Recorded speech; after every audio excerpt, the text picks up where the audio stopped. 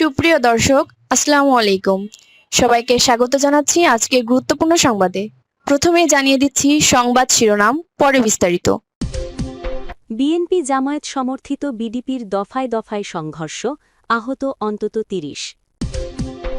এদিকে হাসনাত আবদুল্লার মনোনয়ন বাতিল চেয়ে ইসিতে আবেদন। এরপর থাকছে নির্বাচন বিরোধী অপশক্তি মুসাব্বিরকে হত্যা করেছে। সর্বশেষ বিএনপির চেয়ারম্যান হিসেবে দায়িত্ব গ্রহণ করলেন তারেক রহমান। শুনছিলেন সংবাদ শিরোনাম, এখন বিস্তারিত। তার আগে হৃদয় ছুঁয়ে যাওয়া একটি অনুরোধ। আজ যদি বেগম খালেদা জিয়া নামটি শুনে আপনার বুকের ভেতরটা ভারী হয়ে আসে, যদি ভোরের সেই খবর একটি দীর্ঘ অধ্যায়ের সমাপ্তি আপনাকে নীরবে কাঁদায়, যদি মনে হয় এই বিদায়ে শুধু একজন মানুষ নয়, একটি সময়, একটি সংগ্রাম, একটি ইতিহাস বিদায় নিল, তাহলে আজ একটু থামুন। কমেন্টে শুধু লিখুন, আল্লাহ তাকে জান্নাত নসিব করুন। আর যদি আপনি চান তার জীবনের গল্প ভুলে না যাওয়া হোক, তার লড়াই বিকৃত না হোক, তার অবদান নীরবে মুছে না যাক, আর ইতিহাস যেন মানুষের কাছেই বেঁচে থাকে, তাহলে অনুগ্রহ করে চ্যানেলটি সাবস্ক্রাইব করুন। সাবস্ক্রাইব মানে কেবল একটি বাটন চাপা নয়, এটি শ্রদ্ধা জানানো, স্মৃতিকে ধরে রাখা, আর সত্যকে নীরবে পাহারা দেওয়ার এক ছোট্ট অঙ্গীকার। চলুন নীরব না থেকে বিস্তারিত জেনে নিই। বিএনপি জামায়াত সমর্থিত বিডিপির দফায় দফায় সংঘর্ষ, আহত অন্তত ৩০। ভোলার লালমোহন উপজেলায় শুক্রবার সন্ধ্যা নামতেই স্বাভাবিক বাজার মুহূর্তেই রূপ নেয় রণক্ষেত্রে। নারী কর্মীদের হেনস্থাকে কেন্দ্র করে বিএনপি ও জামায়াত সমর্থিত জোটের শরিক দল বাংলাদেশ ডেভেলপমেন্ট পার্টির নেতাকর্মীদের মধ্যে শুরু হয় দফায় দফায় সংঘর্ষ।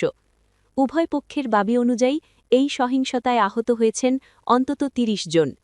শুক্রবার ৯ জানুয়ারি সন্ধ্যার পর উপজেলার রায়চাঁদ বাজার এলাকায় ঘটে এই ভয়াবহ ঘটনা। স্থানীয়দের ভাষায় হঠাৎ করেই বাজারে আতঙ্ক ছড়িয়ে পড়ে, মানুষ দোকান ফেলে পালাতে শুরু করে। কিভাবে শুরু হলো উত্তেজনার আগুন?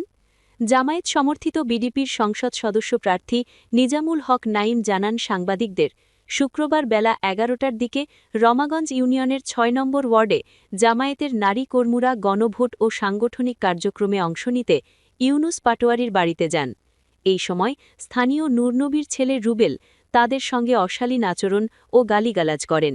তিনি বলেন, নারী কর্মীদের সঙ্গে এমন আচরণ কোনোভাবেই মেনে নেওয়া যায় না। বিষয়টি জানার পর এক নারী কর্মীর স্বামী ও রায়চাঁদ বাজারের ব্যবসায়ী মোহাম্মদ জসিমউদ্দিন ফোনে রুবেলের সঙ্গে যোগাযোগ করলে তাঁকেও গালিগালাজ করা হয়। অভিযোগ রয়েছে, পরে রুবেল সরাসরি জসিমউদ্দিনের ব্যবসা প্রতিষ্ঠানে গিয়ে তার ওপর হামলা চালান। সন্ধ্যায় হঠাৎ বিস্ফোরণ। এই ঘটনার পর প্রশাসনকে জানানো হলেও সন্ধ্যার দিকে রায়চাঁদ বাজার এলাকায় বিএনপির কয়েকজন নেতাকর্মী জড়ো হন। পরিস্থিতি ক্রমেই উত্তপ্ত হয়ে ওঠে। নিজামুল হক নাইমের দাবি, উত্তেজনা বাড়তে থাকায় বিডিপির কর্মীরা সেখান থেকে সরে যেতে শুরু করলে পেছন থেকে তাদের ওপর হামলা চালানো হয়। এই হামলায় বিডিপির অন্তত ১৫ জন নেতাকর্মী গুরুতর আহত হয়ে লালমোহন উপজেলা স্বাস্থ্য খপরে ভর্তি হন। পাল্টা অভিযোগ বিএনপির। অন্যদিকে লালমোহন উপজেলা বিএনপির সাধারণ সম্পাদক শফিকুল ইসলাম বাবুল সম্পূর্ণ ভিন্ন অভিযোগ তুলে ধরেন। তিনি বলেন, জামায়াতের সহায়তায় বিডিপির ব্যানারে আওয়ামী ও মহিলা লীগের সঙ্গে যুক্ত কিছু সন্ত্রাসী উপাদান লালমোহনের স্বাভাবিক পরিস্থিতি অস্থিতিশীল করার চেষ্টা করে। তার দাবি অনুযায়ী সন্ধ্যার পর আওয়ামী ও জামায়াতের ক্যাডাররা অতর্কিতভাবে বিএনপির যুবদল ও অঙ্গ সংগঠনের নেতাকর্মীদের উপর হামলা চালায়। এতে ১২ থেকে ১৫ জন আহত হন এবং গুরুতর ৫ জনকে ভোলা ও ঢাকায় পাঠানো হয়েছে। তিনি এই ঘটনার জন্য আওয়ামী লীগ, যুবলীগ ও জামায়াত সংশ্লিষ্টদের দায়ী করে তীব্র নিন্দা ও দৃষ্টান্তমূলক শাস্তির দাবি জানান। পুলিশের বক্তব্য কি? লালমোহন থানার অফিসার ইনচার্জ মোহাম্মদ অলিউল ইসলাম জানান, জুমার নামাজের আগে জামায়াতের নারী কর্মীদের দাওয়াতি কার্যক্রম ঘিরে প্রথম দফা উত্তেজনা সৃষ্টি হয়। পুলিশ দ্রুত হস্তক্ষেপ করে পরিস্থিতি নিয়ন্ত্রণে আনে। তবে সন্ধ্যার পর পরিস্থিতি আবার উত্তপ্ত হয়ে ওঠে। তিনি বলেন, রায়চাঁদ বাজার এলাকায় জামায়াত নেতাকর্মীদের মোটরসাইকেল মহড়া ও পরে বিএনপি নেতাকর্মীদের জমায়েতের কারণে নতুন করে উত্তেজনা ছড়িয়ে পড়ে। রাস্তার কাজে ব্যবহৃত ইট দিয়ে উভয় পক্ষের মধ্যে ধাওয়া পাল্টা ধাওয়ার ঘটনা ঘটে। তার ভাষ্যমতে লালমোহন উপজেলা স্বাস্থ্য খপরে ৯ জন আহত ভর্তি হয়েছেন, যাদের মধ্যে ২ জনকে উন্নত চিকিৎসার জন্য রেফার করা হয়েছে। পরিস্থিতি শান্ত রাখতে রাত ১১টা পর্যন্ত পুলিশ ঘটনাস্থলে মোতায়েন ছিল। প্রশ্ন উঠছে জনমনে, নারী কর্মীদের সঙ্গে অশালীন আচরণের ঘটনায় কেন সময়মতো কঠোর ব্যবস্থা নেওয়া হল না?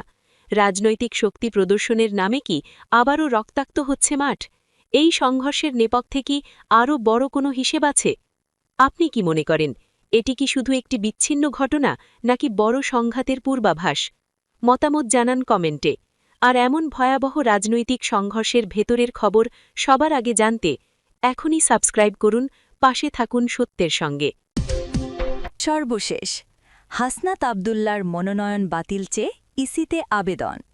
আসন্ন ত্রয়োদশ জাতীয় সংসদ নির্বাচনে কুমিল্লা ৪ দেবিদ্বার আসনে জাতীয় নাগরিক পার্টির এনসিপির দক্ষিণাঞ্চলের মুখ্য সংগঠক হাসনাত আবদুল্লার মনোনয়ন বাতিল চেয়ে আবেদন করেছেন বিএনপি প্রার্থী মঞ্জুরুল আহসান মুন্সি। শুক্রবার ৯ জানুয়ারি নির্বাচন কমিশনে ইসিতে আবেদন করেন বিএনপি প্রার্থী মঞ্জুরুল আহসান মুন্সি। আবেদনে বলা হয়েছে, হাসনাতের হলফনামা পরস্পর বিরোধী, সম্পদ বিবরণীতে গরমিল, স্ত্রীর আয়কর রিটার্ন না দেয়া, নির্বাচনী ব্যয়ের উৎসের টাকা স্পষ্ট প্রমাণ না দেয়া, কালো টাকা হিসেবে স্পষ্ট ও প্রতীয়মান, যা নির্বাচনী বিধিতে ক্রিমিনালি অপরাধ। বৃহস্পতিবার ঋণ খেলাপির তালিকা থেকে বিএনপির প্রার্থী মঞ্জুরুল আহসান মুন্সির নাম বাদ দিয়ে হাইকোর্টের আদেশ স্থগিত করেন চেম্বার আদালত। চেম্বার বিচারপতি মোহাম্মদ রেজাউল হকের আদালত এ আদেশ দেন।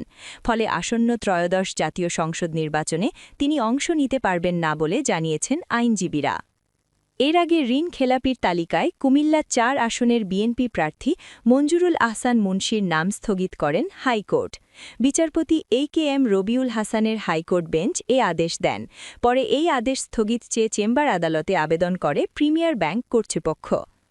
ত্রয়োদশ জাতীয় সংসদ নির্বাচনে মনোনয়নপত্র গ্রহণ ও বাতিলের বিরুদ্ধে আপিলের শেষ দিন আজ। আপিলগুলোর শুনানি ১০ জানুয়ারি থেকে শুরু হয়ে চলবে ১৮ জানুয়ারি পর্যন্ত।